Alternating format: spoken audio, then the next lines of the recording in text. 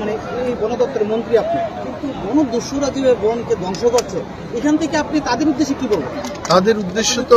তাদের উদ্দেশ্য তো আমি বারবার বলেছি যে রাইদাং আইন, রাইদাং মানে লাঠি। এই টিএসআর কেন চাওয়া হচ্ছে? টিএসআররা আসলে এই বনদস্যুদের বিরুদ্ধে কোনো জেন্টেলম্যান ভদ্রলোক পারবে না লড়াই করতে, আমিও পারবো না। অস্ত্র সহ ওয়েল ডিসিপ্লিন টাস্ক ফোর্স তৈরি করে এদের বিরুদ্ধে লড়াই করতে হবে, ওই জায়গায় এটা চলে গেছে।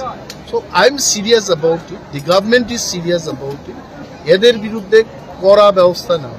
এই বনধ্বংসের প্রবণতাটাকে মানে আপনাদের কাছে কোনো পরিসংখ্যান? তবে আমি একটা জিনিস বলছি, লাস্ট 1-2 ইয়ার্স এটা কিন্তু ধীরে ধীরে কমছে, বা যেখানেই হচ্ছে তারা ব্যাপক হারে সুসজ্জিতভাবে চলে আসে, and they also take information. আমাদের দপ্তরের অফিসাররা কোথায় মুভ করছে, কি হচ্ছে, এই সমস্ত তথ্য নিয়েই তারাও করছে এই কাজ।